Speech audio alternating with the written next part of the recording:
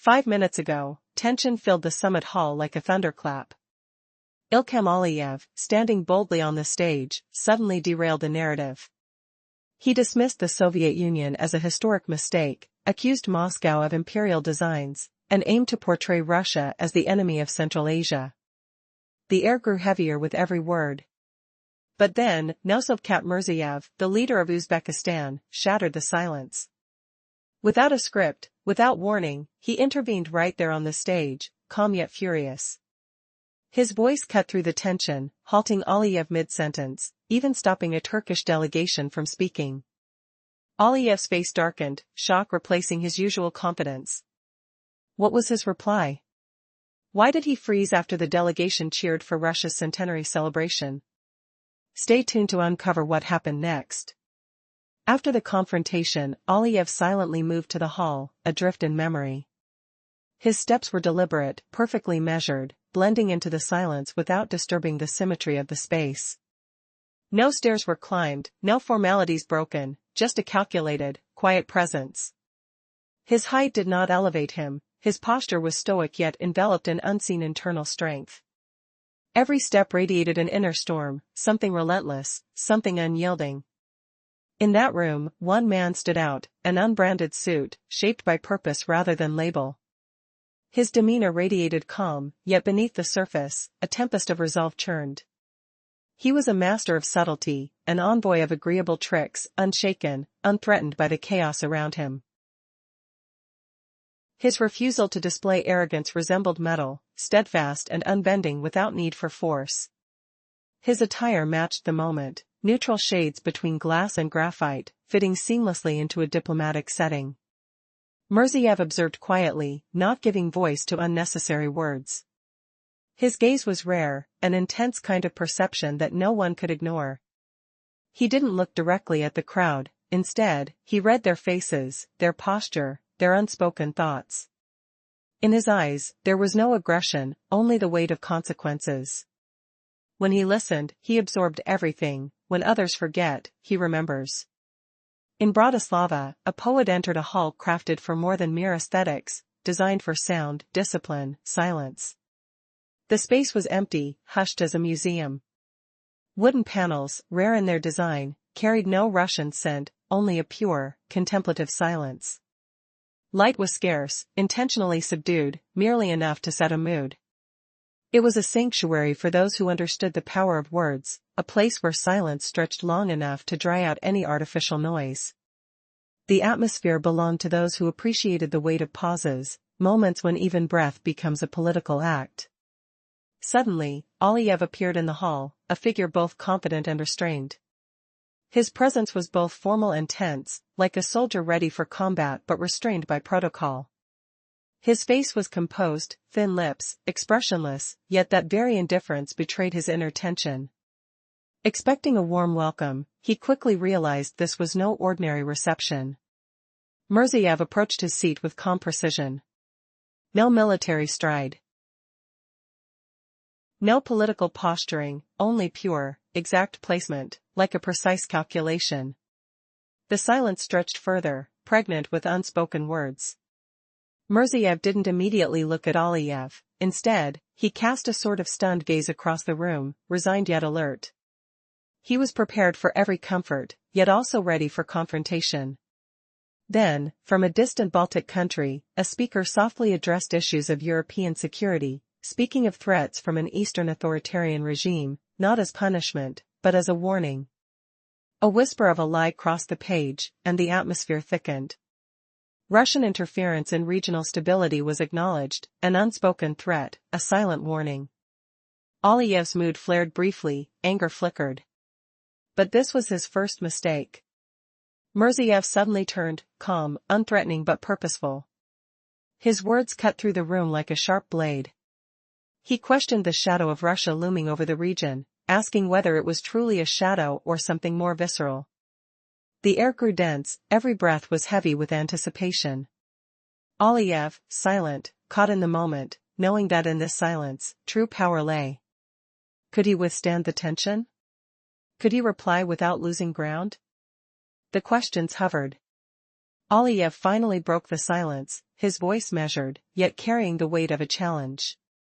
"We don't care about regaining what's lost," he declared, rising slightly. "But the cost has been too high. Our resources, our people, our solutions, they all flow not to our progress but to Moscow." His tone grew denser, more pointed. "Factories, schools, roads, they exist. But do they serve us? Or do they serve a greater center? You forget, many of those schools teach us not our language or history but how to be comfortable, how to accept the imposed order." As the words fell, the room's quiet deepened, intense enough to press against the walls. Witnesses exchanged glances. The argument was rooted, solid as steel. Mirziev remained unmoved, allowing Aliyev's words to hang in the air. No response was needed, his expression was that of a man who had already made his point. "The history you cling to," he seemed to say, "is not reality. It is just a myth, an illusion kept alive by those who resist change." The repercussions were silent but powerful. Aliyev understood, in this hall, much like in the quiet of a museum, every gesture, every pause held meaning, more than words. The atmosphere was tense but controlled, every micro-movement scrutinized. The narrative was shifting, an unspoken recognition that the past is a foundation, yes, but also a trap. And in this room, old wounds were laid bare, an unspoken challenge to the future. Mirziev's voice finally broke the silence, calm yet undeniable. "History isn't just what was, it's what continues. We are not just a republic, we stand among civilizations. The Soviet era is not dead." His gaze fixed on Aliyev, silent yet commanding. "It is a cryptic legacy, carrying the weight of both loss and resilience. I don't ask for gratitude. I ask only that we do not deny what was, and recognize what remains." The room felt the weight of those words, an unyielding truth, a call to confront reality. Aliyev, sensing the shift, sat silent, knowing that now, the game had changed. The enemy no longer played openly. The real battle was in the narrative, the quiet, deliberate shaping of perceptions. As Mirziev's words echoed in the silent hall, Aliyev realized, in this arena of words, few survive unscathed. The tension spiraled inward, an invisible war of wills, soundless but deafening. But as the room settled, a question hung in the air: what's next? Will silence become submission? Or will a new chapter begin? Only time would tell. The room remained eerily silent, the air thick with anticipation.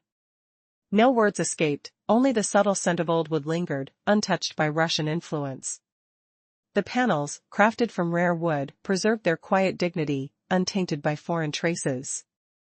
The lighting was subdued, casting gentle shadows that softened the starkness. This was a chamber for those who valued the power of silence, a place where spoken words could drain the strength from even the loudest voices. Journalists, known for their relentless pursuit of the dirty truth, found themselves paralyzed here, waiting for declarations that never came. In this solemn space, one leader sat quietly, the president of Azerbaijan, Ilham Aliyev. His posture was composed, hands resting calmly on the table, betraying neither eagerness nor impatience. His gaze was steady, punctuated by thin lips that kept emotion at bay.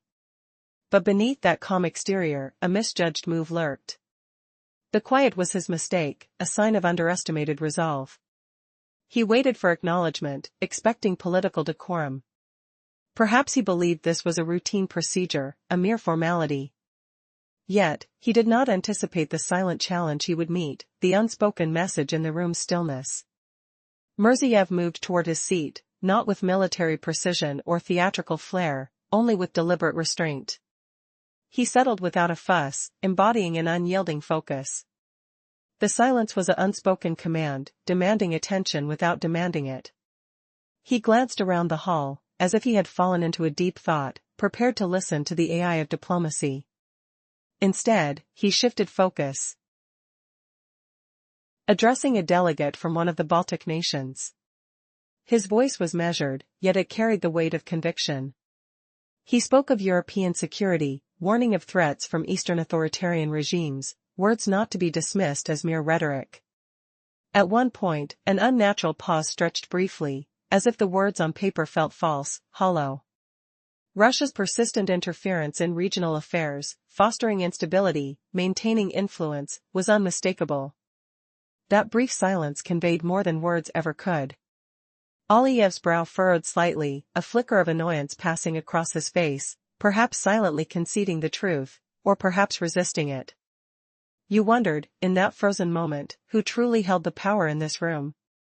The unspoken truth simmered beneath the surface, waiting for the next move, the next twist in this political chess game. Following the tense silence, Mirziyoyev's words cut through like a blade. The room's atmosphere thickened. Every breath seemed to echo louder than before. Aliyev's eyes flickered with barely concealed anger, yet he remained silent. The flickering light cast shadows across his face, revealing the clenched jaw and tight lips. Could this silence betray him? Or was it a strategic move? The question hung in the air: who would break first, and what would they reveal? Now, Mirziyoyev's voice was calm but commanding, resonating with unyielding confidence. When we speak about Russia, we often forget that it is not just a myth. It's a living country, rooted in history. If anyone still feels its shadow, perhaps it's not a shadow at all, maybe it's the light pushing back behind you. The words lingered, heavy with challenge. You could hear the faint rustle of papers, the slight breath of anticipation, and then silence returned. Aliyev's eyes widened ever so slightly. His composure wavering, he didn't respond immediately. Instead, he looked away, as if weighing the next move in an invisible game of chess. A loud inhale signaled his resolve. We respect the foundations built over the years, he said softly, almost reluctantly. But we shouldn't dwell on what has been broken. The words dripped with subtle defiance. Mirziyoyev waited, the pause stretching for what felt like an eternity. Then, in a measured tone, he finally spoke. No one is asking for worry, yet the myth persists where facts remain unchanged. While some regions receive more investments, technological, educational, industrial, those who work in cooperation with Russia find little support elsewhere. Are you ready to abandon what was built on those very foundations? The room tensed further. The question sunk deep into the silence. It was a challenge, an accusation wrapped in diplomacy. With precision, Mirziyoyev leaned forward slightly. Next time, this silence will be more than just the absence of noise. It will become a political act, a statement more powerful than words. The unspoken threat hovered in the air: what's coming next could change everything. Aliyev's expression remained unreadable. His hands fidgeted subtly on the table. The challenge was laid bare: could he withstand the storm that was brewing? Or would silence become his ultimate weapon? And as the atmosphere shifted once more, a new question took shape: who truly controls this room? And what is the price of silence? In the escalating tension at a high-stakes summit, a battle of words began to unfold. The air thickened with anticipation, transforming the room into a stage. Just moments ago, what was merely furniture became an arena for power and influence. Cameras captured every nuance, waiting for the moment when silence turned palpable, like a heavy fog enveloping the room. Ilham Aliyev, standing at the center of this charged atmosphere, locked eyes with Shavkat Mirziyoyev. The invisible barrier between them pulsed with unspoken challenges. Aliyev felt a dryness on his lips. This was a defining moment, a wrong move could cost him dearly. He harnessed the weight of the silence, knowing that giving his opponent pause would empower Mirziyoyev, but he had to speak. We're not interested in the past, he began, his voice thickening with each word. The stakes are too high. Our resources, our people, they've been spent not building a future for Azerbaijan, but fueling ambitions in Moscow.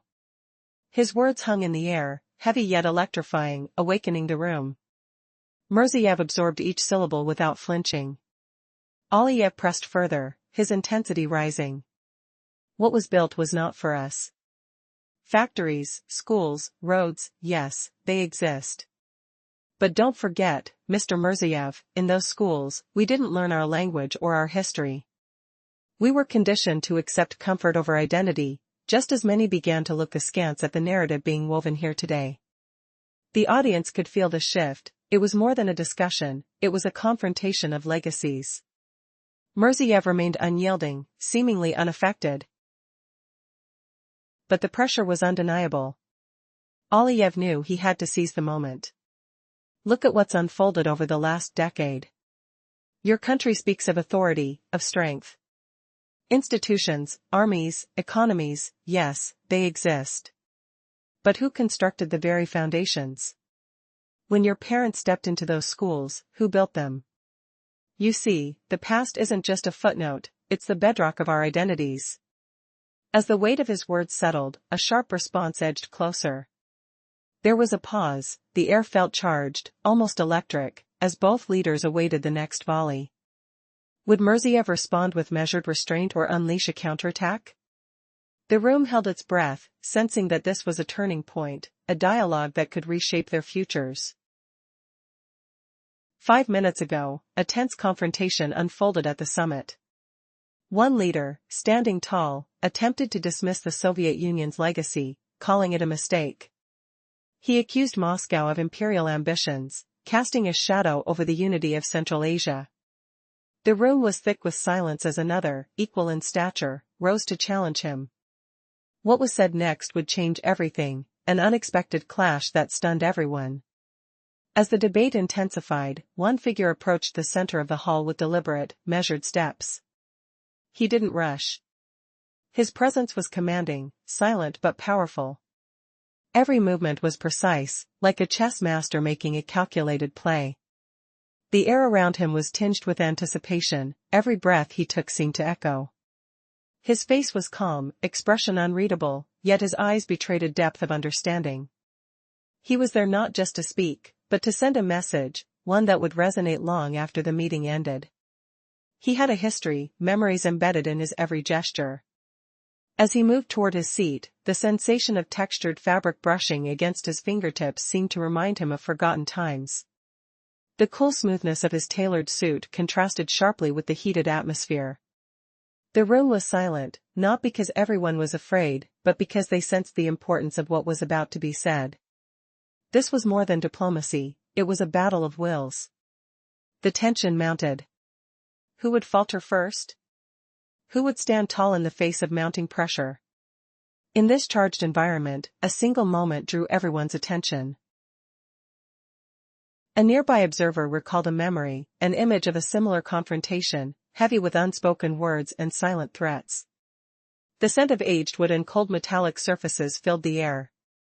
The soft creak of chairs and the faint rustle of documents broke the silence, a reminder that beneath the polished veneer, raw power and unresolved conflicts lingered. Suddenly, a new voice interrupted the quiet, calm, measured, yet with an undertone of warning. The speaker's words cut through the stillness like a blade. He addressed historical influence, emphasizing that even in the shadow of great powers, a nation's identity endures. His voice echoed in the vast room, layered with meaning. Did some still believe they could escape the past? Was history merely a shadow they refused to confront? The elder statesman's words stirred a wave of reflection. Silence grew heavy, yet every word carried weight. He pointed out that real power lies not in the grandeur of flags or the size of armies, but in the resilience of a nation's spirit. The atmosphere shifted, plethora with unspoken questions. What legacy truly defines us? Can a nation break free from its history and forge a new future? Or are we forever bound by the foundations laid centuries ago? As the room absorbed these profound truths, a faint breeze of uncertainty swept through the hall. The air seemed to thicken, the moment stretched into eternity. The tension was palpable. Every eye was fixed on the leader who dared to challenge the status quo. His face was a mask, calm but strained, knowing that the next words could seal his fate. The silence was deafening. A stark backdrop to looming decisions that would echo across generations. In this suspended moment, the answer was not spoken aloud. Instead, it remained hidden in the eyes of the fighters, each absorbing the weight of history. The question lingers, who truly holds the power, the past or the present?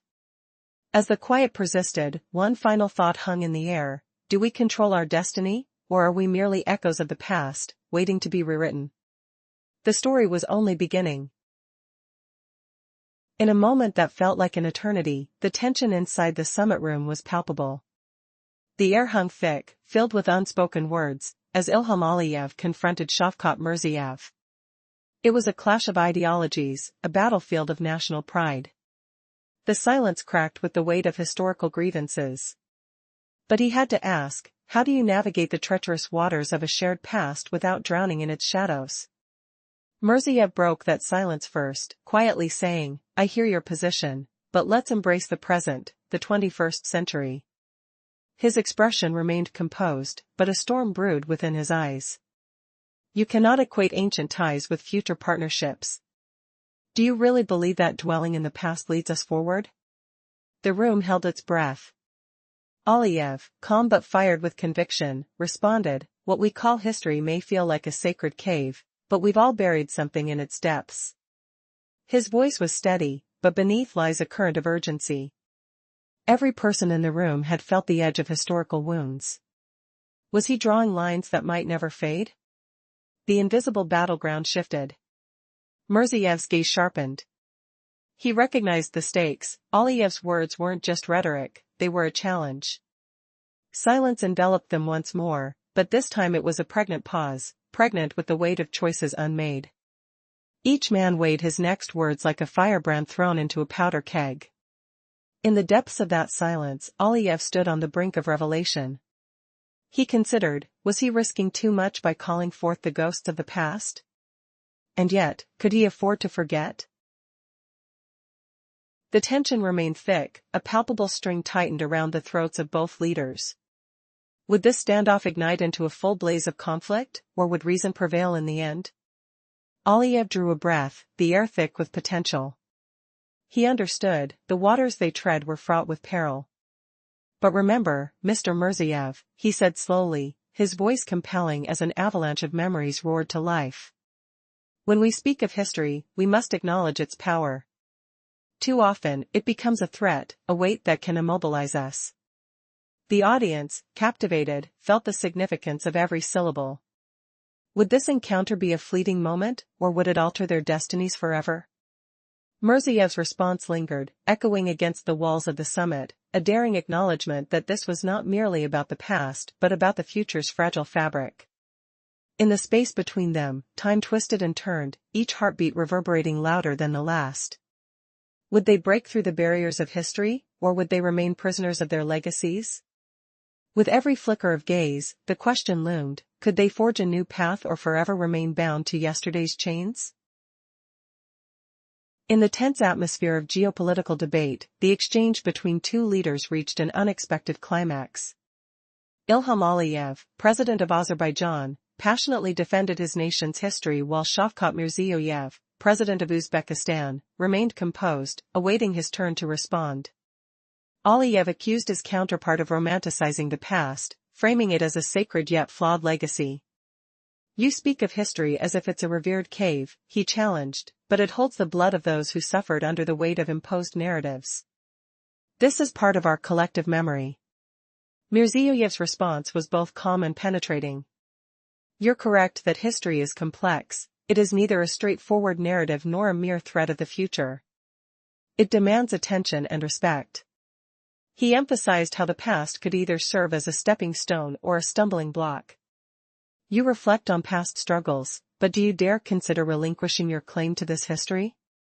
Those very schools and factories you reference were built on the foundation of the systems you now criticize. They were instrumental in your emergence as a recognized nation. As Aliyev pondered Mirziyoyev's words, a heavy silence enveloped the room.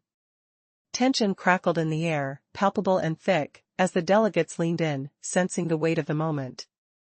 Mirziyoyev, unyielding yet serene, continued, without the infrastructure established during that era, where would your economy stand today? The sovereignty you enjoy now was birthed from that very soil. Aliyev, feeling cornered, prepared to retort. But a ripple of uncertainty crossed his face.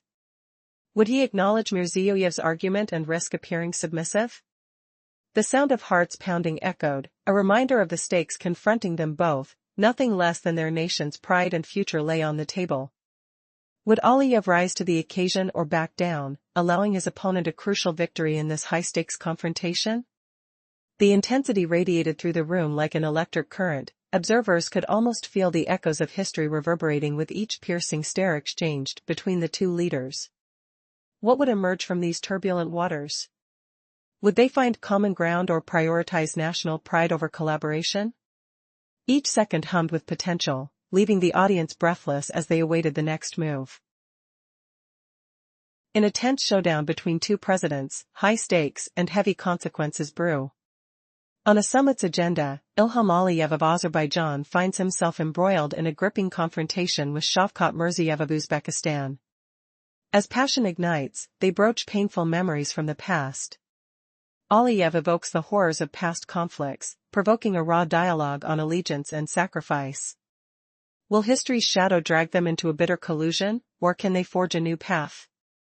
When the essence of time provides a platform for a nation, one must recognize its weight. Shavkat Mirziyoyev leans forward, eyes piercing, drawing the attention solely to Ilham Aliyev.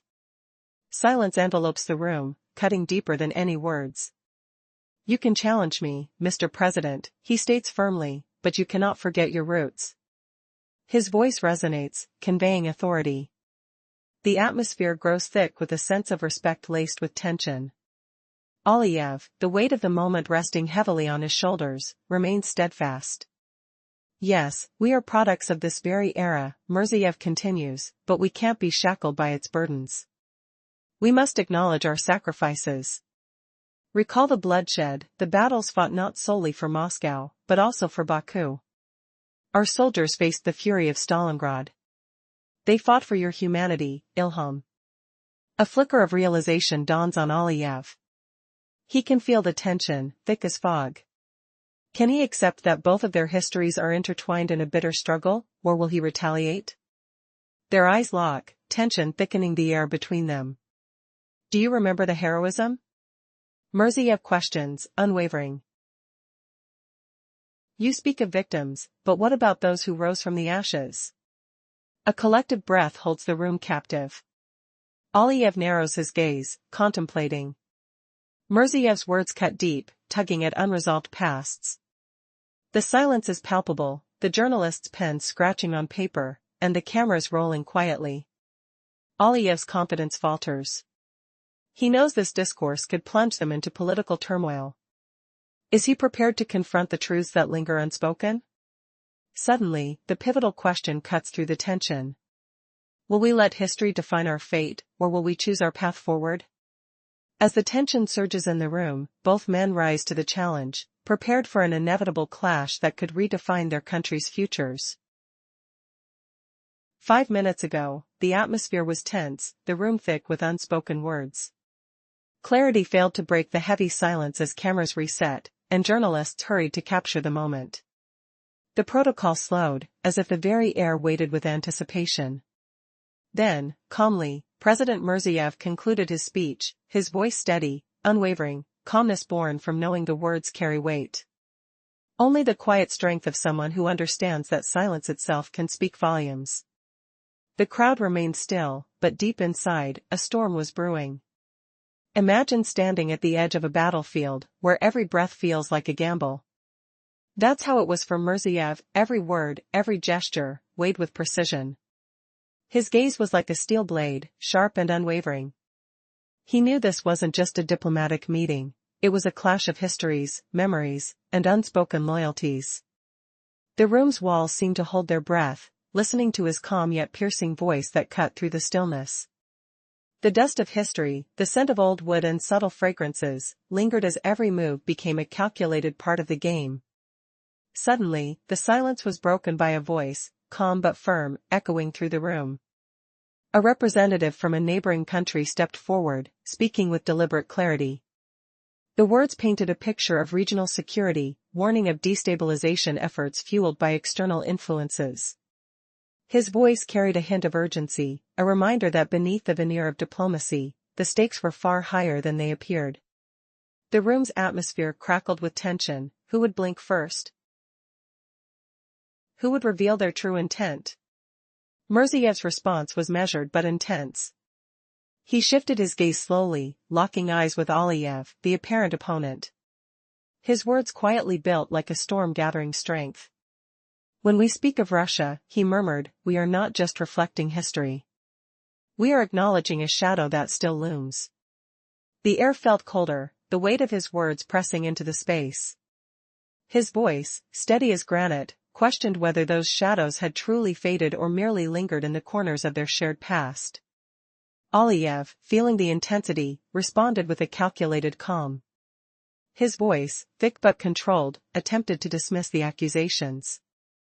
Yet, beneath his composed exterior, a flicker of irritation replaced confidence. Did he realize that his quiet facade was more revealing than he thought? The room's silence grew denser, almost suffocating, as every word weighed like a stone dropped into still water. Then, Mirziev shifted gears, his tone transforming into a subtle challenge. Perhaps, he said softly, what we need is a recognition of reality. Not just the illusions we cling to, but the truth beneath.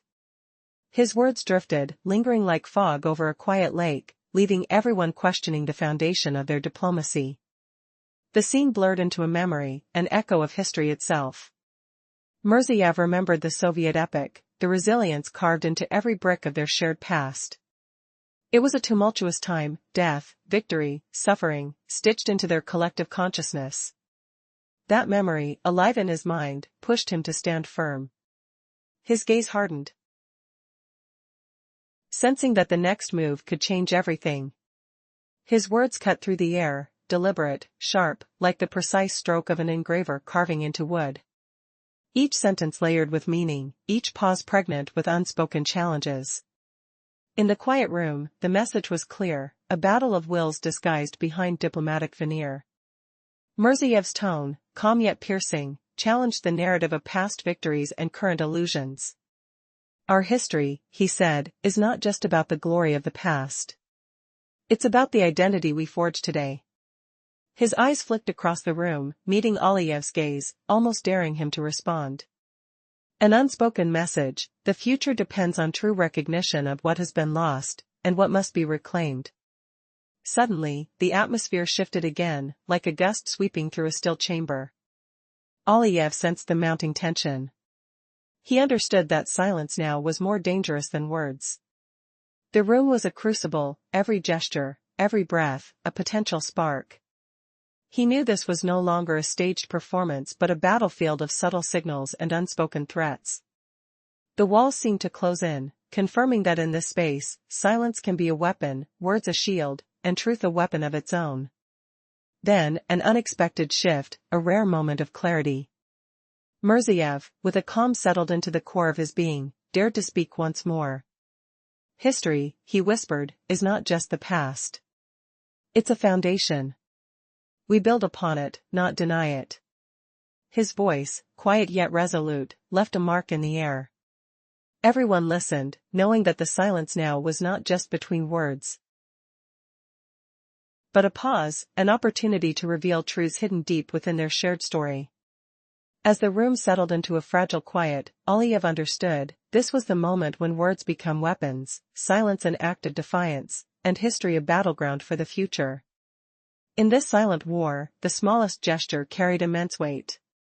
And as Mirziev sat back, the echoes of history reverberated through the halls, each side weighing the next move, knowing that in this game of shadows, victory belonged to those who could master silence and speak with purpose. 5 minutes ago, a powerful scene unfolded at a global summit. On the grand stage, leaders faced each other like sharp blades ready to clash. One of them, Ilham Aliyev, suddenly tried to dismiss the Soviet Union and Russia themselves, as if they were mere mistakes of history. He accused Moscow of imperial greed and sought to distance himself from the very fold of Central Asia's ancient rivalries. The air grew tense, like a storm lurking just beyond the calm. President of Uzbekistan, Shavkat Mirziyoyev, wasn't going to sit quietly. He became a force of nature, almost unhinged in the confrontation. Without papers, without diplomats, he directly challenged Aliyev right there, stopping him cold in the middle of his speech. His words cut through the silence more piercing than a dagger. demanding a pause that stunned everyone. Why did he impose silence? Why did he silence the words the moment the delegation dared to applaud Russia's 100-year legacy? Listen to this story to find out. Aliyev visualized walking into the room with deliberate grace, no rushing steps, no reckless movements. Every step was calculated, like a chess master entering the battlefield. His stature was unremarkable, yet every inch of his walk radiated a subtle, commanding presence. His gaze wandered but was always calculating, his hands rested softly on the table, betraying nothing. Something was brewing beneath that calm exterior, a storm of unspoken confidence, of strategy. His suit lacked brand markings, but fit perfectly, as if tailored from a deep understanding of diplomacy's silent language. Opposite him, Mirziev moved with a different rhythm. No superfluous gesture, no showmanship, just pure precision. He sat with a calm that was almost intimidating. His eyes, rare, piercing, seemed to read every glance, every subtle gesture by the opponent. He didn't look away, didn't blink. The silence grew heavy. You could feel it like the pressure of an impending thunderstorm. Then, a voice from the hall, the representative of a Baltic nation, broke the silence. His voice was thin but strong, speaking about regional security, about the threat posed by the authoritarian regimes of the East. His words floated in the room like ghostly echoes, emphasizing Russia's influence, an influence seen as a destabilizing force. The pause that followed was electric, Aliyev's face clouded with irritation, perhaps even acceptance. Did he realize he had just made his first mistake? Russia's shadow, Mirziev proclaimed softly, without raising his voice. It's not just a myth. It's a living reality in the fabric of our history. Anyone still feeling its shade? Maybe that shade isn't shadow at all.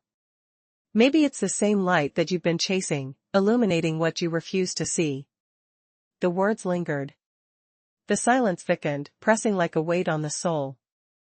The air felt dense and electric, charged with unspoken truths.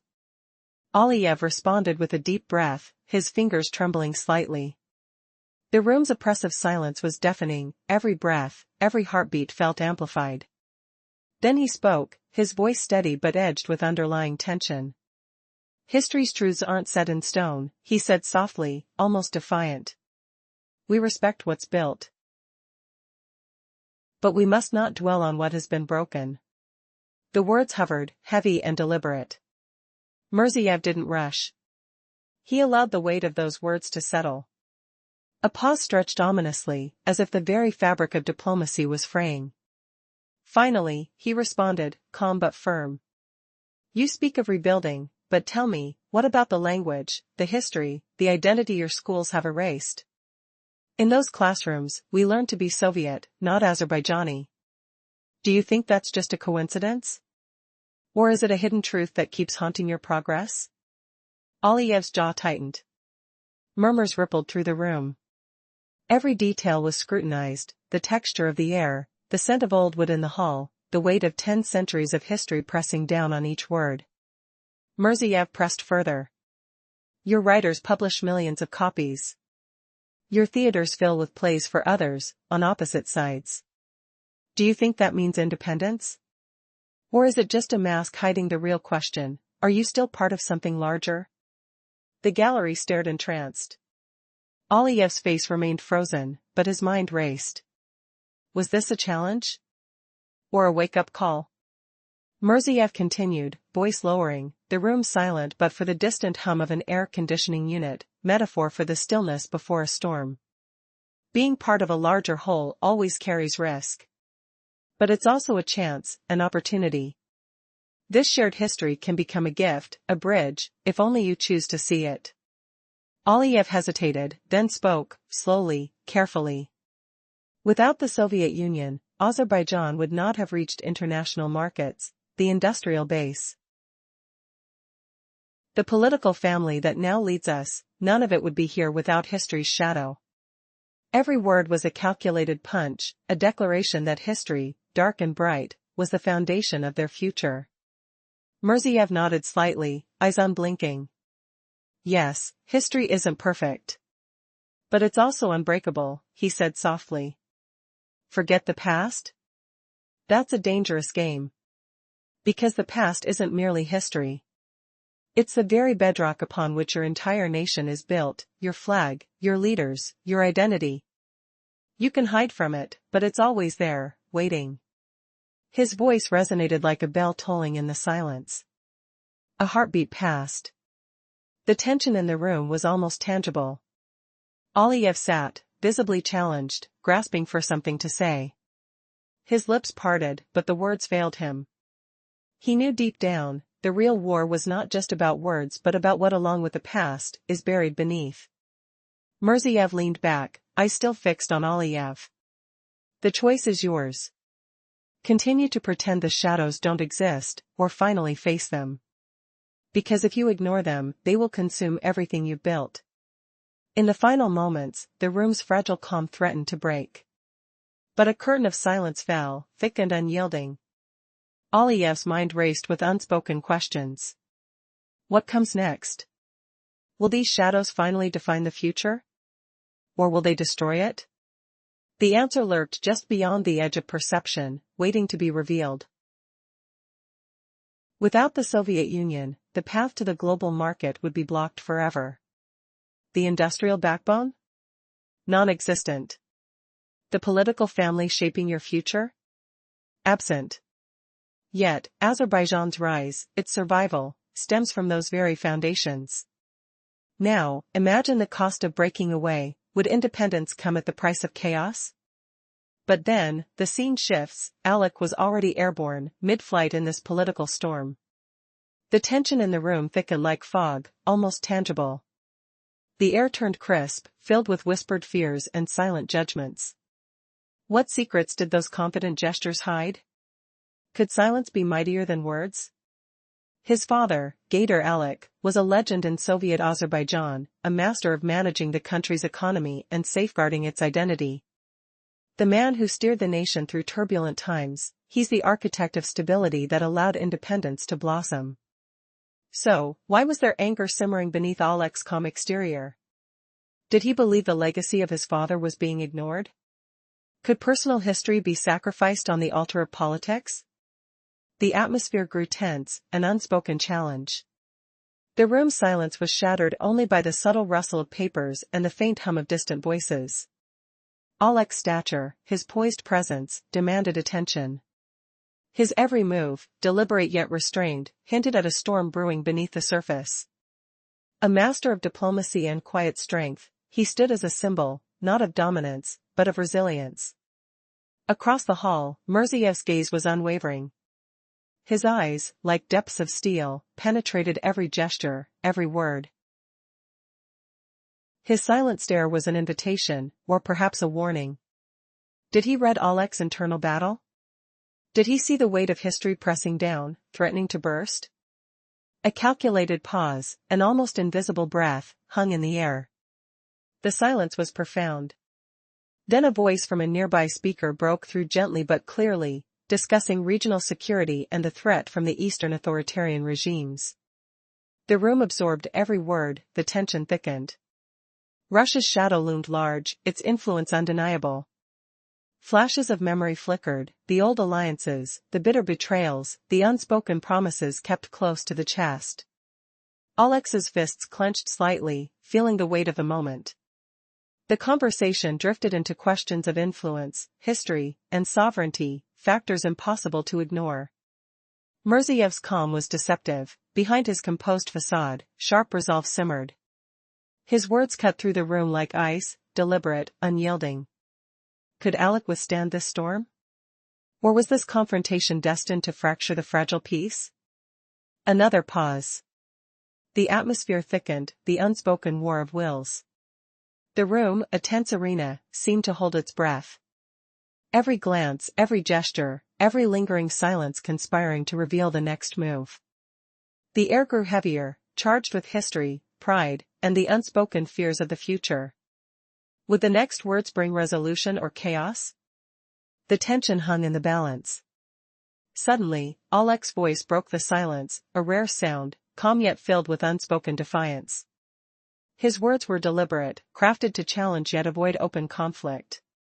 But beneath, a storm brewed. Was this a signal of coming change? Or an admission of defeat? As he paused briefly, the room waited, silent, expectant. Would this be the moment history turns? Or does the true battle lie ahead? In the tense silence of diplomatic corridors, a single fragile sound shattered the atmosphere, an unclosed window flap, a shimmer of plastic. It was subtle, almost invisible. Yet, it shifted the entire mood, transforming the room from calm control to cautious alertness. The air grew thick, charged with anticipation. Could this tiny intrusion be the spark that ignited a storm? As the ambient silence hung heavy, one official remained unmoved. His demeanor was steely, his gaze fixed, unblinking. He sensed the shift, an undercurrent of unrest. His hands rested on the table, steady but tense, as if gripping an invisible anchor. His face betrayed a flicker of awareness beneath composed reserve. Would he speak? Or let silence speak for him? A moment stretched, thick and heavy, tension mounting like a rising tide ready to break. Suddenly, a calm voice emerged, measured, deliberate, yet carrying immense weight. It was a plea to revisit a shared memory, the eternal victory of a collective past, a victory forged in sacrifice. The room listened, every breath held tight, every heartbeat echoed in the pause. The speaker recounted stories of ancestors lost under the shadow of conflict, of fathers and grandfathers who fought in scars of war and left behind silent legacies. Could they be ignored now? Could their sacrifices fade into oblivion? The words resonated deeply, stirring silent emotions. Faces hardened with diplomacy softened with remembrance. The speaker's voice grew steadier, echoing across the chamber like a gentle tide reclaiming land lost in time. He challenged the room, do we forget? Do we disregard the sacrifices that defined us? Or do we eternally carry their weight, shaping our future from the shadows of our history? The question lingered, an unspoken challenge to confront. Could this moment of reflection bridge the chasm of political divergence? The silence that followed was deafening. Every eye was fixed, every mind wrestling with the weight of remembrance. The previous calm had dissolved into a vortex of thoughts, conflicting memories, unspoken regrets. The room felt colder, the air heavier with unresolved conflict. Even the whisper of a passing thought seemed loud enough to echo. Would this memory become a unifying force, or a catalyst for deeper division? The answer hung faintly in the air, suspended until the next move. In this crucible of history and power, the room awaited the next words, each one carrying the potential to heal or to divide further. The tension was palpable.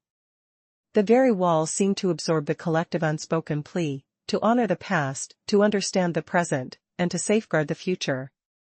The moment was delicately poised on the edge of transformation. One decisive word, the right tone, could either forge reconciliation or threaten to ignite an irreparable split. As the room braced itself, the question remained, who would seize the right tone? Who would turn the tide? In a tense moment of diplomatic discourse, a narrative of shared history began to unravel between two leaders. Each harbored a weighty legacy, a haunting reminder of sacrifices made. Ilham Aliyev, with a stern expression, addressed the gathering, implicating the past in his fiery rhetoric. Victory, he asserted, was a collective feat, a tapestry woven with strands of hardship and camaraderie. Yet, echoes of his decisive words lingered, as he questioned who truly owned the mantle of triumph. With palpable tension, Shavkat Mirziyoyev listened intently. His demeanor remained stoic, a master of restraint amidst the growing fervor in the room. Aliyev was relentless, urging recognition for the contributions from Azerbaijan, Georgia, and Ukraine. The history of cooperation, he proclaimed, was being overshadowed by a narrative favoring one nation alone. Would the room vibrate with the truth or succumb to the myths of singular glory? The Soviet Union did not march alone, he declared, his voice reverberating like the rumble of distant thunder. If we are to celebrate, let it be in unity. Our armies forged paths together. We must remember our shared burdens. The air grew dense with anticipation, the atmosphere thick as a fog rolling off the sea. I could almost feel the weight of history pressing down on everyone in attendance. Aliyev's words rang out, deliberate but edged with urgency. Yet, Russia's narrative seeks to monopolize. Do we forget that 27 million lives were lost, many Russian? These aren't just numbers. They are people, stories buried under the rubble. A silent gasp swept across the gathering. An invisible wave rippling through the audience. Why would anyone forget such a profound loss when it shaped identities?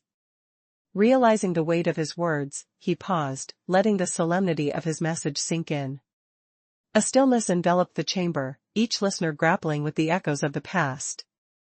Suddenly, Mirziyoyev leaned forward, a glint of determination sparking in his eye.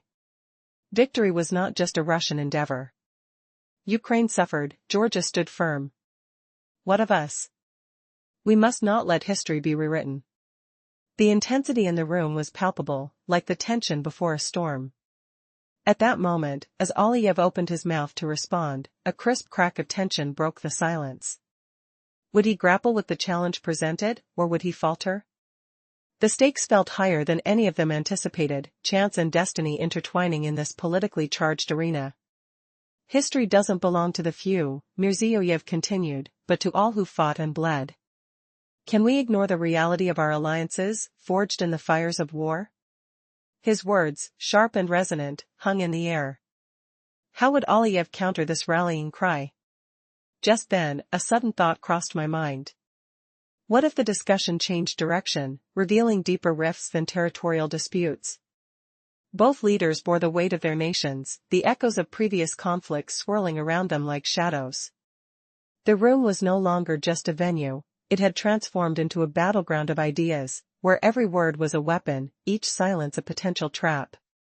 As both leaders faced off, the question echoed lingeringly, could they reconcile their shared past? Or would pride lead them to further division? The dialogue would determine not just the future of their nations, but the very fabric of peace in a region shaped by conflict. Previous part summary. The atmosphere was tense and charged with unspoken history, as silence hung thick in the air. Each word, each glance, seemed to carry the weight of centuries. The room was a battlefield of words and emotions, with all sides aware that this moment could shift the future of entire nations. Every word felt like a step on a treacherous path. Why does Russia have the right to speak on this? Because out of 27 million lives lost during the darkest times, 20 million were Russian. Not as a villain, but as a victim. It's a story of suffering, not control. And when you suggest Russia took blame, you forget, Russia was first. It was the first to strike, the first to free the fallen diplomat. In that very moment, Aliyev's watch slipped from his wrist. His face remained composed, yet inside, the centuries of pain shattered his composure. Victory doesn't come from heroic deeds alone, it's marred by the toll of loss, the bitter weight of death. If someone refuses to carry this pain, let them step away. But do not claim that history has been stolen. Memory isn't a commodity, it's something we lose when we stop holding on to it. The room was sparsely filled, few voices, quiet but piercing enough to echo like distant thunder. Silence was enough to drown the resonance of history. Mursiev raised his hand. No need to break this moment. It's theater, a carefully staged play. Inside, no one will hear the truth. But those who remember, those who truly listen, they hold silence in their souls. In that pause, even time seemed to freeze. The very air suggested that words weren't necessary. Aliyev's silence was a sign of acknowledgement. He understood, what was done couldn't be undone. Now, the only damage was the resistance to clarity. This wasn't about defense anymore, it was about accepting the obvious. And Aliyev was not ready for that. He looked away, at the surface of the polished table, still holding his composure, yet externally, he was cast back. A mere step could have shifted everything, but he chose to hold steady. Mursiev maintained his calm rhythm, his unwavering stance, his quiet strength. It was a victory rooted not in conquest, but in resilience. that silence? It was more than absence of noise, it was a fortress, an archipelago of unspoken truths. It resonated deeper than any story told aloud. Knowledge clashed with dissatisfaction, echoing from the depths of the past, from the core of the Soviet Union's long shadow. A few seated figures watched, respecting the weight of history laid bare. Aliyev sat still, defending a fragile facade, but inside, the echoes of bygone eras stirred, whispering of unresolved tensions and unspoken memories waiting to resurface. The gathering tense echoes of unspoken words filled the room. Aliyev's delay signaled hesitation, yet he remained the president, an unwavering leader. But his eyes betrayed caution, reflecting not just political rivalry but a deeper mirror of himself. Mirziev observed quietly, scrutinizing the faces around him. Did they hear the message he aimed to deliver? Or merely caught the sound? He knew he had struck a nerve. There was no room for wasted time after the truth stood before him. His voice, sharp and precise, cut through the silence once more. There is a strange phenomenon in human nature. We love to read history, but we refuse to remember it. His words simmered with meaning. We lay flowers on the anniversary of victory, but forget that these flowers should bloom year-round. He gestured, not with a sign, but like a conductor leading a symphony, each movement deliberate, each note packed with rhythm. Look at Europe, they boast of rights, of memory, of tolerance. Yet, what about the statues of Soviet soldiers torn down across Eastern nations?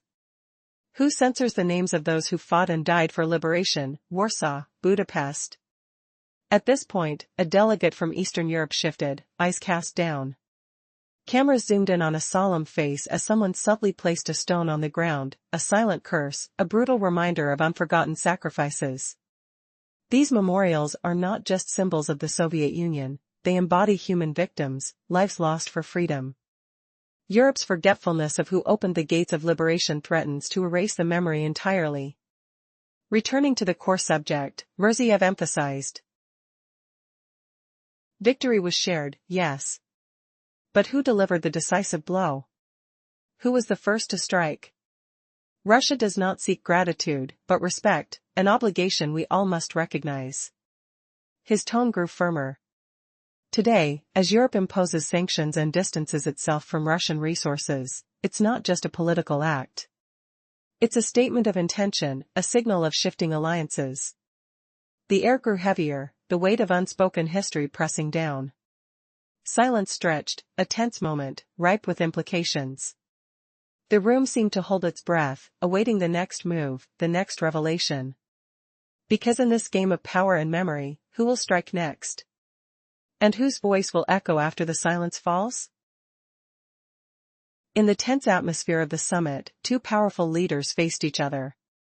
One, a figure of authority. The other, a symbol of rising influence. The air thick with unspoken challenges. Every word, every glance, designed to cut deeper than weapons.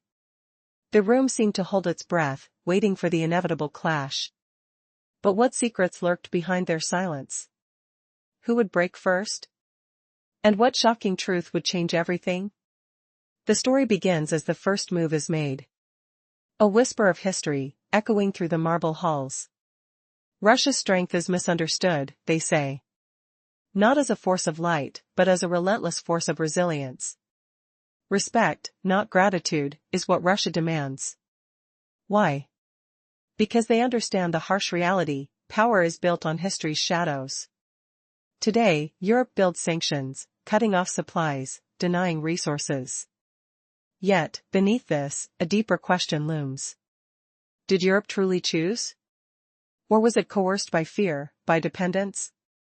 The senses come alive, cold metal, the faint hum of distant machinery, the scent of tension in the air. A silent battle over influence unfolds. Next, the narrative shifts. The moment of truth arrives. A sharp reminder that words are weapons, each phrase layered with meaning. Russia, labeled an aggressor, is deeply misunderstood. Who truly questions the foundations of their power? Was it not decades ago, when certain nations abandoned mutual cooperation, trading their independence for cheap energy and fleeting riches? 10 years ago, they turned their backs, betting on coal, gas, and metal exports. Now, they declare Russia a threat. But for whom? To whom does this threat serve? A hush falls over the room, the tension thickens, suspicion rising like steam from a boiling kettle. Mirziyoyev's voice cuts through, steady and firm. Russia's weather doesn't change with war. Its climate is rooted in history, in resilience, in smoldering defiance. Europe's policies are, he suggests, like trying to destroy a storm with a flicker of fire. Impossible. He raises a finger, signaling the core truth. Cutting off Russia's energy? A dangerous game, one that risks sinking the entire ship. Physics, he argues, dictates that energy is not just a commodity but a fundamental part of existence. Whether you like it or not, Russia remains embedded in your every breath, your every flicker of light. The room quivers, a ripple of realization. Europe's dependence is a chain, an invisible trap. To cut it is to drown oneself. Yet, denial persists, unwilling to admit what is painfully obvious. The factory stands still in distant lands, South Africa, perhaps, where electricity costs threaten to crush hope. The air thickens, heavy with unspoken truths. Mirziyoyev's voice sharpens. A lesson in leadership, an unyielding truth woven into diplomacy.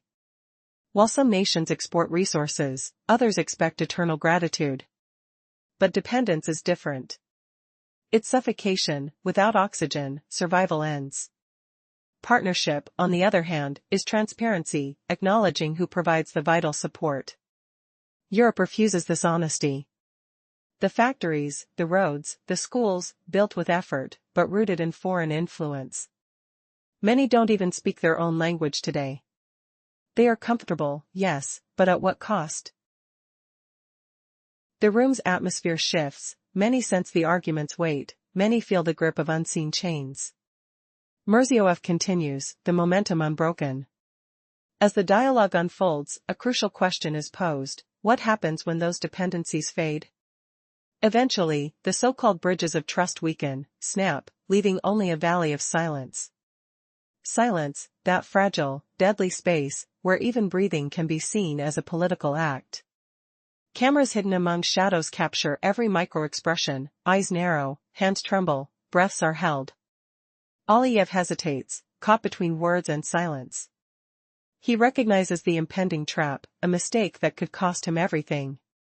A missed opportunity, a second too late. Then, the real stakes are revealed.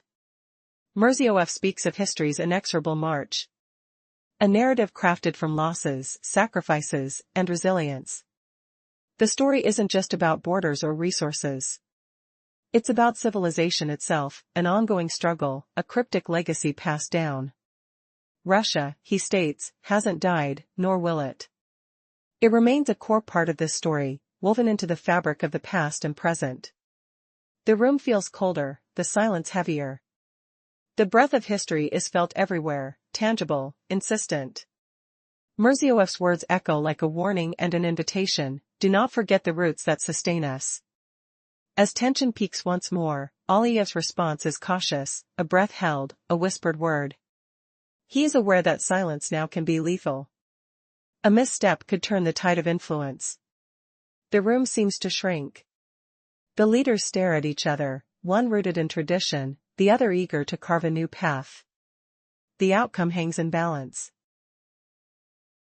The unseen battle of narratives continues, each side wielding their truths, their histories, their power. Who will yield? And what unexpected twist will determine the future? The answer remains hidden, waiting to be uncovered in the silence before the storm's inevitable release. A quiet storm was brewing in the grand hall.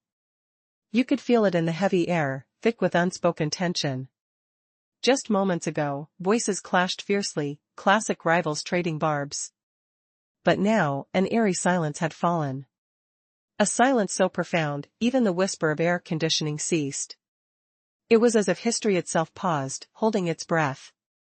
What secrets lurked behind this calm? What truths would emerge from the stillness? In the shadows of this tense moment, memories flickered like ghostly images, illuminated by cold lights and the scent of polished wood.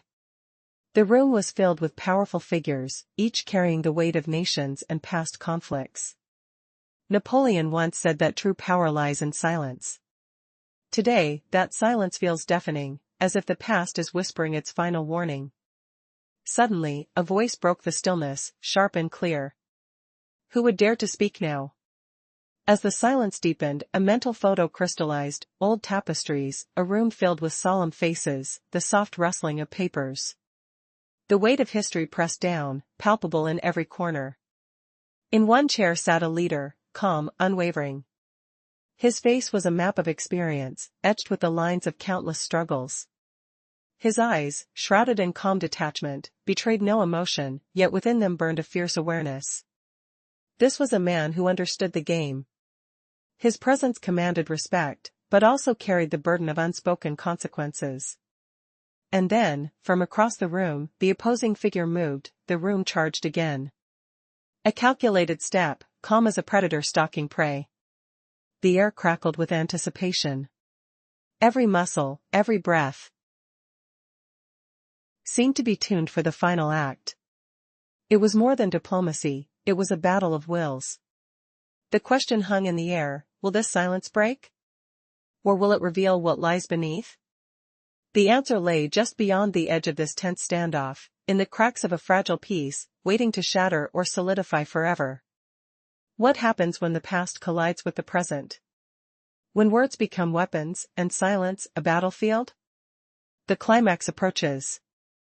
Can these leaders avoid the collapse of their worlds? Or will their silent confrontation carve a new chapter, one written in the shadows of history? The stakes have never been higher, and the truth remains hidden behind the looming silence, promising both revelation and disaster. The atmosphere thickened instantly. Even the hum of conditioners ceased, leaving only the silent tension. Drivers stopped, holding their breath. This was not a planned pause, it was a moment of pure, unforced silence. A silence so heavy it seemed to whisper the unspoken truths. In that fleeting space, the past collided with the present. I remained here, silent but alert. If the hall stayed still, it would vanish in the weight of what had just occurred. But deep inside, I sensed that this silence was a warning, a prelude to what was coming next. Now, let's understand what that silence concealed. Every word uttered in this room bears the weight of three-way politics. Rumors ripple beneath the surface, deep, dangerous, restless. It's as if stones thrown into water reveal hidden depths. The memories of conflict, the shadows of war, all resurging with each new confirmation, each subtle nod.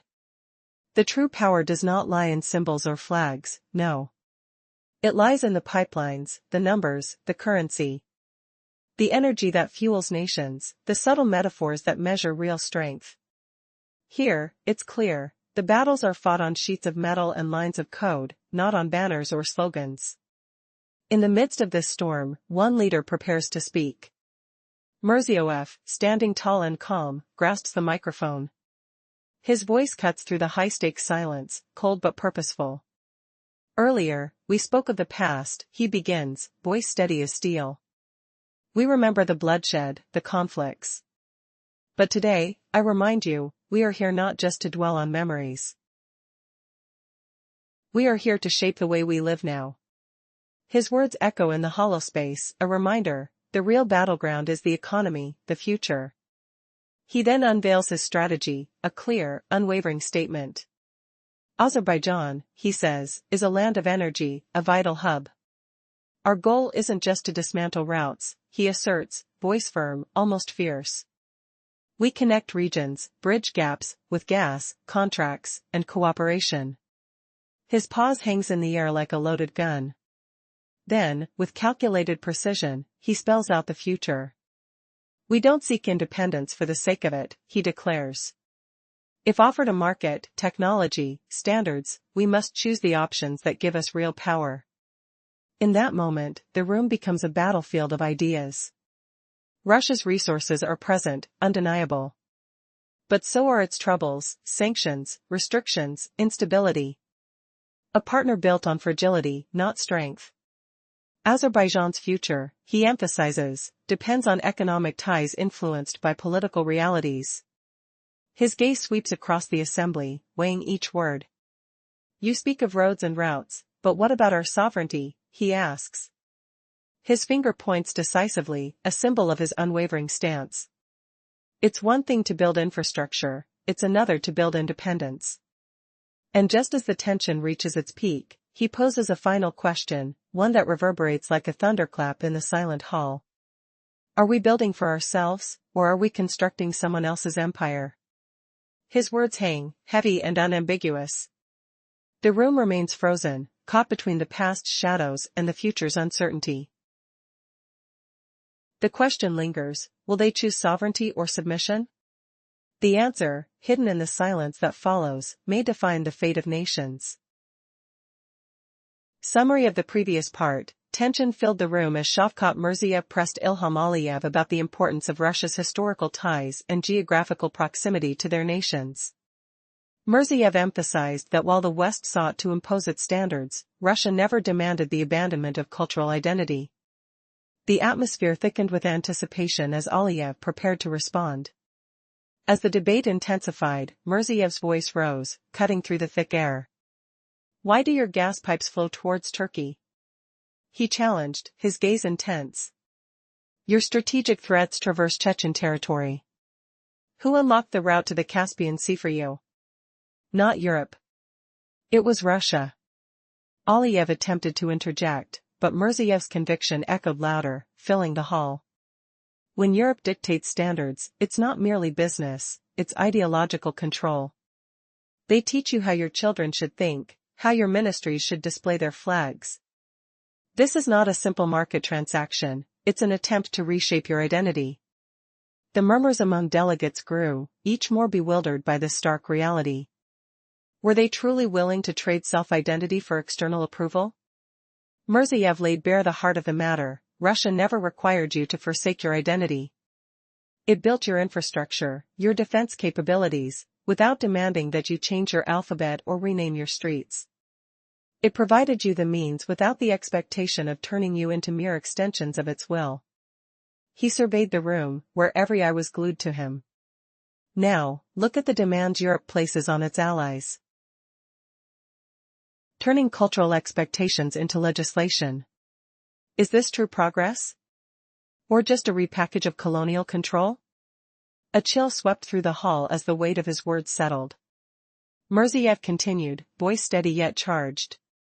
You fear independence, yet your reliance on external credits and decisions from Brussels exposes a dismal facade of sovereignty.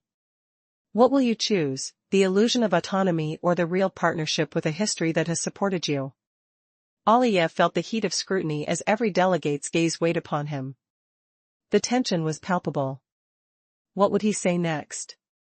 The silence felt monumental, as if every breath was a political act. The stakes had never been higher. The previous part of this intense diplomatic drama saw the leaders grappling not just with history, but the heavy burden of today's geopolitical landscape. Shavkat Mirziyoyev, the president of Uzbekistan, spotlighted his nation's fragility in the face of external influences. He claimed that true independence does not merely come from geographical existence but from the ability to stand alone without the burden of foreign debts or outside pressures from entities like rating agencies in Brussels. This assertion cast doubt on the authenticity of Azerbaijan's sovereignty. In the charged atmosphere, Mirziyoyev pressed forward, challenging the notion of freedom. You fear independence, he declared boldly. But your dependence on foreign lenders is palpable. This so-called sovereignty? It's a facade. The room held its breath. Aliyev remained uncharacteristically silent, pondering his next move. In the delicate ballet of diplomacy, every word uttered weighed heavily on the corridors of power. He knew that silence could sometimes convey more than the loudest rhetoric. You have become accustomed to history that serves you, Mirziyoyev continued, his voice steady yet piercing, but remember, distance does not erase allegiance. Geographically, historically, mentally, Russia always finds a way back into the conversation. The tension escalated, as if the very air crackled with unvoiced thoughts and emotions. Aliyev's eyes narrowed, realizing that Mirziyoyev's words were not mere attacks, but profound reflections on their shared past. Will you still cling to the idea of independence? Mirziyoyev pressed. If it means forsaking your memory? He rested his palm on the table, an imposing figure effortlessly capturing the room's attention. True strength lies in the ability to navigate the complexities of history without losing one's identity. Aliyev was being pushed into an uncomfortable corner. The energy in the room shifted as inward reflections seemed to cascade upon the leaders, each moment stretching into eternity. The silent standoff exploded into a dance of diplomacy. Where others might have fled from confrontation, they were now caught in a realm where every word held power. Suddenly, what was merely an exchange of pleasantries transformed into a debate about existence and legacy. It felt as though the very fabric of their country's destinies was being woven anew within the walls of that room, tinged with uncertainty and the weight of past choices. A breath hung in the air as Aliyev weighed his options. He was urged to respond, but the response would require more than mere words. Would he defend his nation's honor without alienating an ally? Or would he navigate this tightrope of diplomacy with grace and vision? In the midst of a high-stakes summit, tensions flared as leaders confronted deep-rooted ideologies.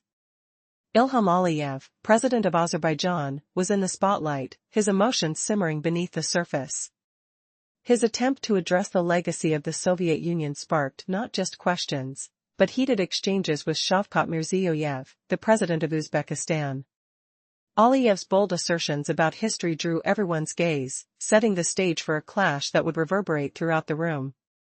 Mirziyoyev, with a calm yet penetrating demeanor, rose to the occasion. He effortlessly shifted the focus from mere diplomatic niceties to the essence of political survival. Who remains steadfast? He asked, a rhetorical challenge that echoed in the minds of attendees. As he spoke, he conjured images of nations like China and Iran, those who charted their own courses amid chaos. The air thickened with anticipation. Then came a representative from Kazakhstan, his voice unwavering yet urgent. Our identity thrives on resilience. This sentiment traveled through the room, resonating deeply. Next, the delegate from India emphasized the significance of partnership grounded in respect, a stark reminder of shared histories. Each voice added to the tension, forming an invisible coalition that shifted perspectives. Yet, it was Mirziyoyev's final assertion that sent shockwaves through the assembly. Our true strength isn't measured by resources but by the bonds we forge in adversity. The room fell silent, the weight of his words hanging like a dense fog. Aliyev faced a dilemma. He could feel the eyes of his peers penetrating his resolve. Aliyev's heart raced as he realized the implications of silence. His responses would determine not only his standing but the future of alliances forged within these walls. The previous arguments, layered with accusations and truths, led to a nerve-wracking moment where he had to take a stand. Would he succumb to the pressure, or would he rise to face his adversary? Mirziyoyev's gaze bore into him, waiting. The question loomed, how would Aliyev navigate this political minefield? As the silence deepened, each heartbeat felt like an echo of forgotten histories and unspoken alliances. Where would this lead them both? In a fiercely charged room, Ilham Aliyev's silence hung heavy as he confronted Shavkat Mirziyoyev, the president of Uzbekistan. Their geopolitical battle unfolded, exposing deep divisions and historical grievances. Aliyev, a figure steeped in authority, felt the pressure mount. Mirziyoyev's words were not merely rhetoric, they were a piercing call to the realities of their shared past. As tension simmered, the unexpected truth emerged. Russia was not just a big brother but an artery, a lifeline entwined with their destinies.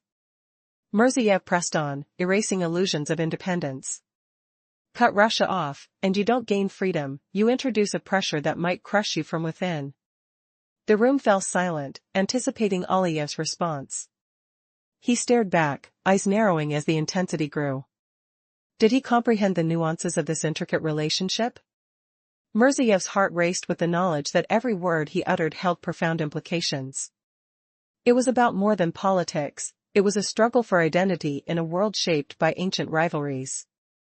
There are no mere nations here, Mirziyoyev continued, only worldviews. Look at those still standing tall today, those who forged their own paths through history. His voice resonated through the hall as he invoked modern powers, China, Iran, Turkey. Each has a distinctive narrative. And here lies Russia, unyielding amidst the storm, not just rich in resources, but in ideas that bind us culturally. He sensed the unease in the audience, but pressed on. We share a common struggle against oppression. One that unites us rather than pits us against each other. Murmurs stirred in the crowd, reflecting the gravity of his assertions. Then, unexpectedly, a representative from Syria chimed in, praising Russia as a true ally, one that provided protection when all seemed lost. Mirziev seized the moment, leaning into the tension. Witness the geography of fate. Our neighbors are chosen for us, but how we choose to coexist is within our grasp. He locked eyes with Aliyev, letting his resolve cut through the air. Respect to you, Mr. President, but economic pursuits cannot overshadow our shared destiny. There are bigger stakes than mere profits. These are the burdens we must bear. As the atmosphere thickened with anticipation, Aliyev absorbed the implications of Mirziev's challenge. How would he respond to the notion that their fate was entwined with a power often viewed with disdain? Did he recognize the heavy truth looming over their interaction, a truth that could redefine alliances? Aliyev remained still, caught in the crossfire of history and politics, acutely aware that every remain dormant would grant his opponent an upper hand. Every pause echoed like a ticking clock, as thoughts spiraled. Would he rise to the occasion, or would silence seal his fate in this high-stakes duel? A decision loomed, weighty as it was, and the whole assembly waited, breathless and anticipatory, for the ember of change to ignite. In the previous segment, the tension of a diplomatic summit thickened with every cautious word exchanged. What began as a mere series of formalities unexpectedly morphed into a fierce intellectual battle, as two leaders confronted the legacies of their nations. As the atmosphere grew heavier, it wasn't just about political maneuvering. Cultural roots entangled with ideological remnants shaped the room. Fragments of history loomed, drawing an invisible line connecting the two leaders. In this moment, Shavkat Mirziev, with the precision of a seasoned surgeon, dissected his opponent's arguments, seeping slowly to deeper truths. The silence transformed, heavy with unanswered questions, creating an almost palpable tension that filled the air like a thick fog. Aliyev, seated across from him, began to sense the weight of an impending storm. Mirziev's demeanor was calm. He wielded words like a master craftsman, polishing them with the artistry of eloquence, as he prepared to address not only Aliyev but the very essence of their shared history.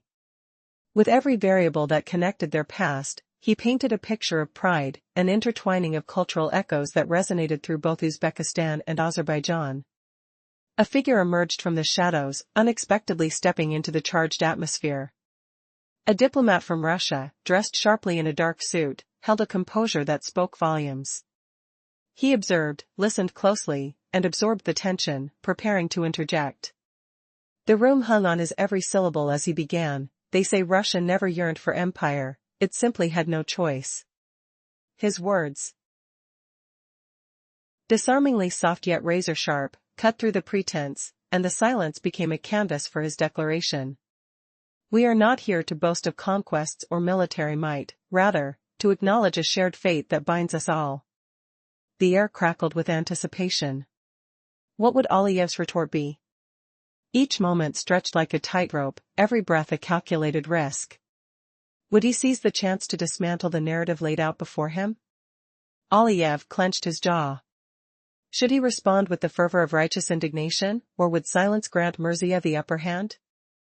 As the heartbeat of the room echoed, the stakes soared. The implications of their words could ripple through their nations, and yet, as tension coiled around them, only one question lingered: how far are they willing to go in this battle of narratives? Would they meet truth with perception, or perception with a facade? The silence hung heavy, like an unfinished symphony, waiting for the next note to play. In a tense diplomatic arena, Ilham Aliyev found himself caught in a whirlwind of accusations and pride. His assertion that the Soviet Union was a historical blunder stirred the air thick with tension. The president of Uzbekistan, Shavkat Mirziyoyev, reacted fiercely, challenging Aliyev with determined fortitude. As the echoes of clapping faded, the room bristled with unspoken words, each second feeling like an eternity, filled with an uncomfortable silence before the storm. Here's the twist: can a country truly shed its past without consequences? As they stood on the precipice of confrontation, with emotions running high and the stakes even higher, who would emerge victorious with their dignity intact? Mirziyoyev's words reverberated as he decried the notion that historical wounds could simply fade away. Our culture, our language, our traditions, these cannot be erased, he asserted, smacking his palm firmly on the table, grounding his arguments in the weight of history. Russia, he continued, must be acknowledged for more than just its past misdeeds. It has shown resilience in adversity, it has invited understanding rather than conflict. Amidst this charged exchange, Mirziyoyev pointedly asserted, "You may feel pain, Mr. Aliyev, but pain is not a barrier, sometimes it brings us closer." With each word, the excitement in the room surged, the audience captivated by the raw emotions displayed, an exploration of vulnerability juxtaposed against a backdrop of shared histories. Aliyev sat still, feeling the heat of scrutiny. He had much to prove, but could he balance pride with humility? The silence grew thick as he contemplated his response. Each second stretched, time seeming to hold its breath. Finally, the temperature in the room shifted again. "Mr. President, we must not misinterpret history," Aliyev began confidently, then paused. The weight of his next words could tip their diplomatic scales in either direction. Would he acknowledge the threads of their shared past, or would he sever ties entirely? His voice steadied, cutting through the stillness. "We are grateful for what has been built, but we should not live in the shadows of what has been lost." The air hummed with anticipation. Each delegate hung on his every word about how their shared histories and resources had modern repercussions, thrusting a sense of urgency into the atmosphere. But Mirziyoyev countered, unyielding and poised, "Yet what have we built if it serves only to recall the past? Have you forgotten that in the bricks of these buildings lie the lives shaped by those who came before us?" His voice was steely, resonating deep within the assembly. The tension had transformed the room into a battleground of ideas. Aliyev felt his heart race as he prepared to respond. In that moment, charged and electric, he sensed the echoes of history alive around them. Could they bridge their divisions, or would the fires of past grievances consume their future? The room was heavy with silent tension. An invisible force seemed to hang in the air. As the speaker paused, everyone could feel the weight of what was left unsaid. Suddenly, the microphone switched hands, and the representative of the Russian government took the floor. His expression was composed, calm on the surface, but his eyes burned with quiet fury. It was a look that spoke volumes, anger simmering beneath the surface, ready to explode. His voice was steady but carried an undercurrent of bitterness. He spoke not just to defend, but to remind everyone of the harsh truths of justice. These weren't political theatrics, they were a reckoning. Russia had given its neighbors a decade of aid, of open borders, of support. Yet, these actions seemed forgotten amid shifting alliances. The words hit hard, memories of the 1990s lingered long in the minds of many. He recounted the time when regions were vulnerable, and Russia stood firm, refusing to abandon its allies. Now, Europe called for restraint, calling them to choose sides. But the voice of experience was clear, trust was fragile. From distant Mongolia to the small states of Georgia, the message was the same: guard your independence. One by one, nations hesitated, their votes silently speaking louder than words. The referendum in Lithuania echoed through the hall, more impactful than any speech, more powerful than any debate. And yet, Russia remained still. No grand gestures, no overt actions, only silent resolve. A realization dawned: the true loss isn't in words or agreements, it's in isolation. Isolation from allies, support, and history.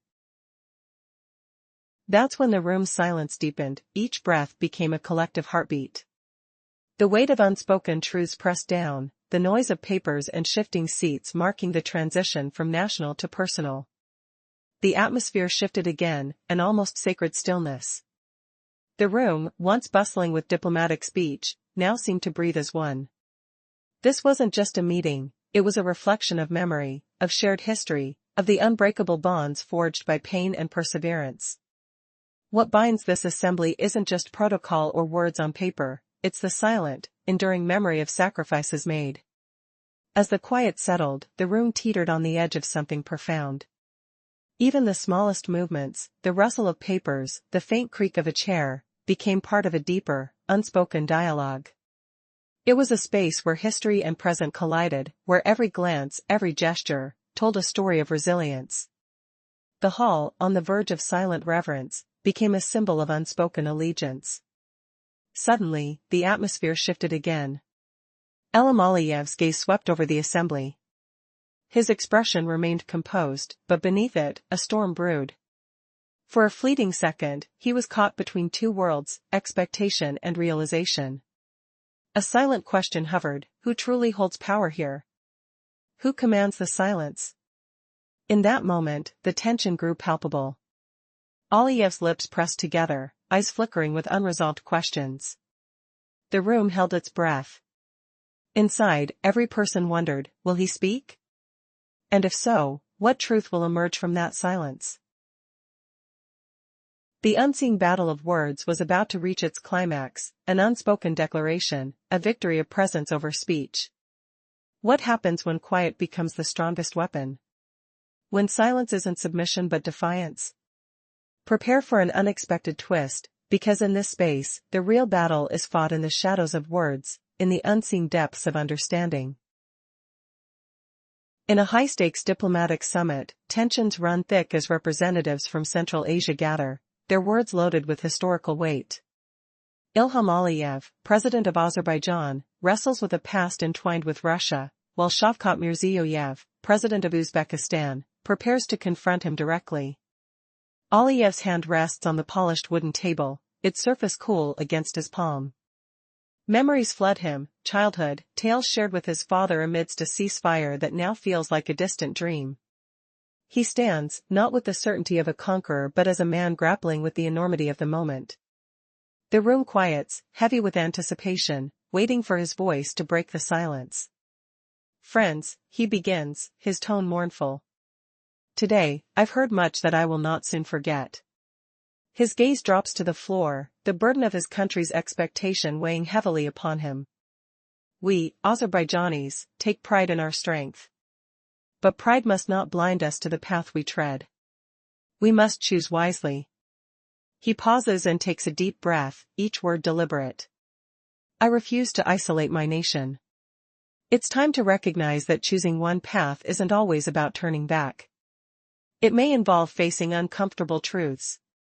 There's a murmur in the audience as his statements pierce through the diplomatic niceties that often mask true intentions. He presents a crucial point: Russia is no mere neighbor.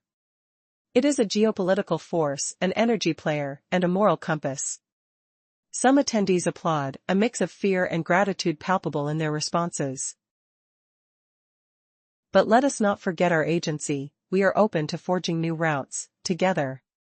His eyes lock onto Mirziyoyev's, a brotherly yet assertive gaze. Thank you, Mr. President, for speaking as a brother and for everything you didn't impose upon us. The air thickens. Mirziyoyev's expression shifts from an unreadable calm to a flicker of something rare, vulnerability. As Aliyev sits, the echo of his words reverberates through the chamber, a call for unity forged not in fear but hope, hinting at a historical moment yet to come. Their encounter isn't just a clash of leaders, it is a moment poised on the cusp of transformation, where silence can carry the weight of change.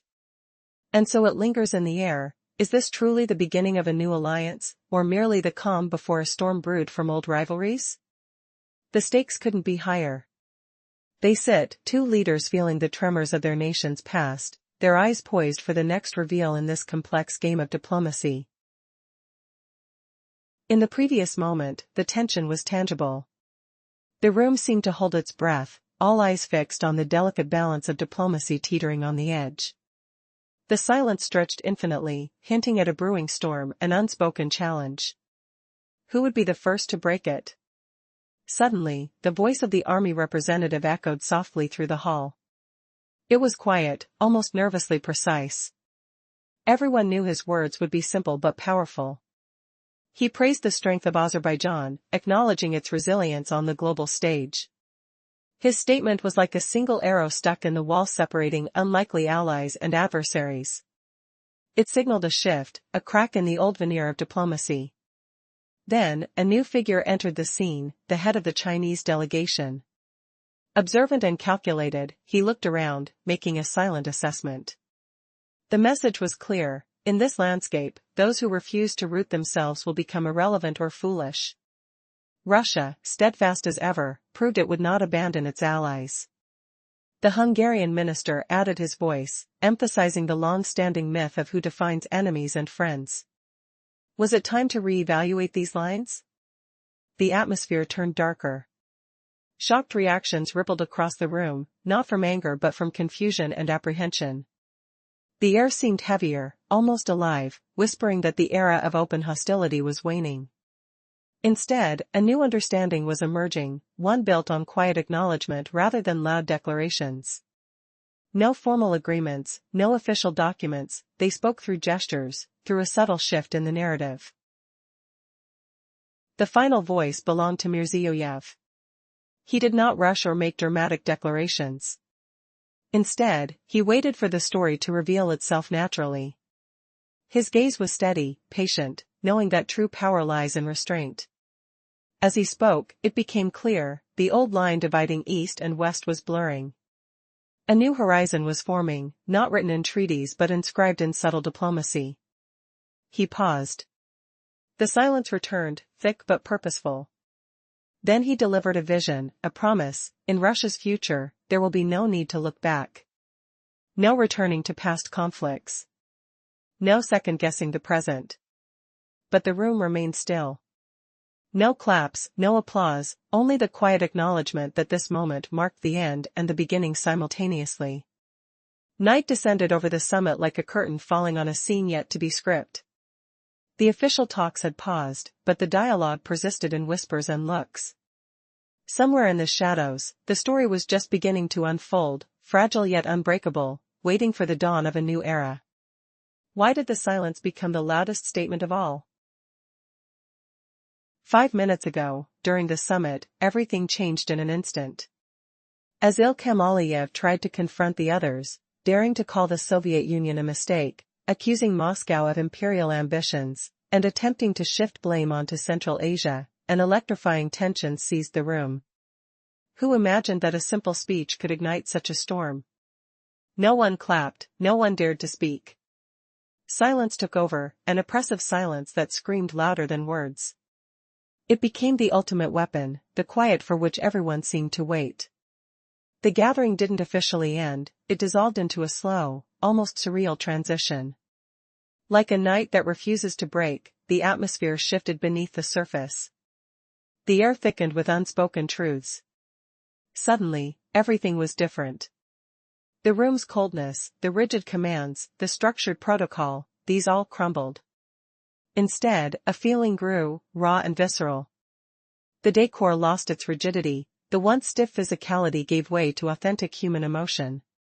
Light softened, not because of lamps, but because of the mood.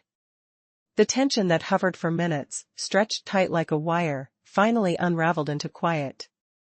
Ilham Aliyev remained seated, alone but not lonely. His mind spun with chaos, thoughts clashing, perspectives shifting rapidly. Around him, his colleagues exchanged quick glances, words flowing like a river breaking through a dam. He didn't sleep. Inside him, something more vital than any formal declaration stirred, an instinct, a reaction, a deeply felt necessity to act. He looked down, studying his hands on the table, reminding himself of a childhood memory. His son's tiny hands gripping a bicycle's handlebars, a lesson in holding on tight. But now, he understood, sometimes, the bravest act is to loosen your grasp. To let go. His spirit wasn't defeated, it was free. Free from the need to fight to the bitter end, from the fear that acknowledging others' strength was a sign of weakness. True strength lies in understanding when to stand firm, and when to let go, even if it feels like surrender. Recognizing Mirziyoyev's steadfastness, the influence of Central Asian countries, Arab neighbors, Serbia, these were not weaknesses but signs of resilience. He recognized that at such crucial moments, it's unnecessary to force silence or control. Let the understanding emerge naturally. When it does, there's no need to interfere, simply observe and accept. It's in this silence that the most profound truths are revealed. Then a young diplomat, from a different country, approached. His gaze was cold, detached, almost dismissive. "Mr. President," he said softly, "would you agree to meet privately with Shavkat Mirziyoyev, without cameras?" Aliyev's eyes flashed with anger. No more room for distractions, for manipulations. He knew the answer before the words left his lips. "We've already spoken," he replied coldly. "Everyone has heard. We've said enough." The tension hung like a heavy curtain in the room, thick and unyielding. Everything around them was fragile, like a delicate scene on the verge of shattering. Yet, even in this silence, there was a deeper strength. An unspoken acknowledgement of roles and limits. This moment was not just about diplomacy, it was about recognition, of power, of vulnerability, of the unbreakable human spirit. As the room settled into silence once more, everyone understood, the true victory isn't announced with cheers. It is etched quietly into the space between words. In that pause, in that stillness, the future was written, without noise, without fanfare. Only the subtle, undeniable hum of truth vibrating beneath the surface. The game had changed, but none of them dared to speak. Because sometimes, silence is the loudest declaration of all. A new alliance forms quietly in the shadows. Who is behind these fresh connections? Another triangle emerging, shifting the balance of power. It's not about conflict or destruction. Instead, it's about subtle change, an unspoken revolution on the horizon. Every new whisper, every strategic move signals a shift. The usual centers of control begin to dissolve. The East no longer seeks space behind the scenes, it forges its own destiny. The game isn't just played at the negotiation table anymore. It's built around unseen chambers, quiet corridors where decisions shape the future without fanfare. This moment marks a turning point. No smiles, no banners, just calm resolve. A city in a soft electric glow, as if the world itself paused. A figure stands by a window, contemplating the night. Nearby, a diplomatic vehicle waits silently, its engine warm, its purpose heavy with secrecy. Borders stretch beyond the sight, drawing lines that could redefine everything. Across the street, the echoes of another world. Here, the streets hum with whispers of influence. A man sips bitter black tea, his mind racing through memories. He recalls his father's strength, Gaidara Aliyev, a symbol of courage and endurance. His gaze is steady, eyes reflecting a quiet understanding of the weight carried today. In his hand, an unassuming notepad. On the last page, a single word, story. He scribbles in darkness, an act of remembrance, an affirmation of identity. It's not about surrender but about ego, truth embraced with dignity. Victory is found in the silent acceptance of what must be. Meanwhile, across the hotel, a different scene unfolds. Mirziev finishes a meeting with a regional minister. They talk of trade routes, logistics, new agreements, routine words now tinged with purpose. No longer just planning, it's solidifying the unseen foundation of a new era. As guests depart, Mirziev stays behind, gazing at the city's labyrinth of streets and diplomatic codes. He understands, words alone aren't enough. The real act is what happens behind closed doors. Money flows not just through formal signatures but through unspoken commitments. Agreements inked in shadows, building what the world will soon see. This is the quiet revolution, an intricate dance where power shifts without loud declarations. The game is changing, and those who recognize the signs will see it. The future is being written not in words, but in unseen movements that will echo through history. The streets where wealth exchanged hands, the shadowy cartels, the glittering jewelry, every element now resembled a game of chess. The players had left their pieces on the board. Everything that needed to be said had been spoken, every feeling acknowledged. Only one thing remained, to release the tension, to let go of the fierce confrontation. but that act, seemingly simple, is often the hardest. After shouting matches and tense gazes, all that remains is to face oneself. Shadows of past conflicts linger, yet moments of clarity emerge. Sitting on a terrace overlooking the city, Mirzioev gazed at the horizon where the sky melded into a swampy, clouded sky. The evening air was thick, almost suffocating in its silence. The jacket draped over his chair fluttered lightly in the breeze, no longer just fabric, but a memory. From his hands, he handed over a piece of jewelry, metal slightly tarnished, bearing the stains of history. The silence of the evening seemed to breathe with the helmet and flame that had once marked moments of unrest. There was no need for words anymore. Mirzioev closed his eyes, letting the faces of those who had spoken today vividly reappear, not their political rhetoric, but the voice of their memories. Not all was trusted, doubt still lingered, but rare moments like this were victories in disguise. True victory isn't about right or wrong, it's about grasping the deeper meaning within the chaos. He understood this better than anyone. Words are volatile, they can be weapons or shields. He had seen how easily language turns into a tool of manipulation.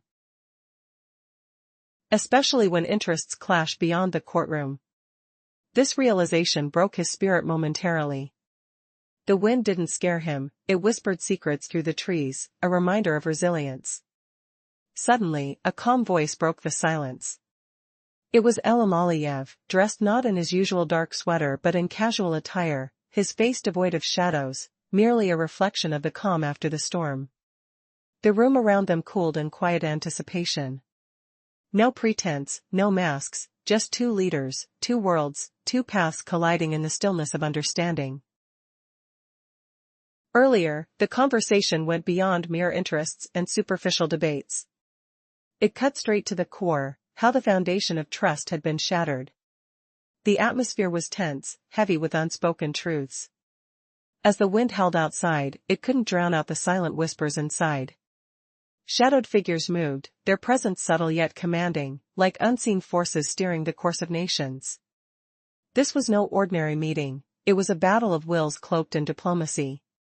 In the quiet aftermath, an ordinary man stepped into the dimly lit room, sharing the evening's silence. Among them, Mirzioev effortlessly drifted into sleep, as if surrendering to the chaos outside. The wind reminded him they were still alive, alive in a world teetering on the brink of change.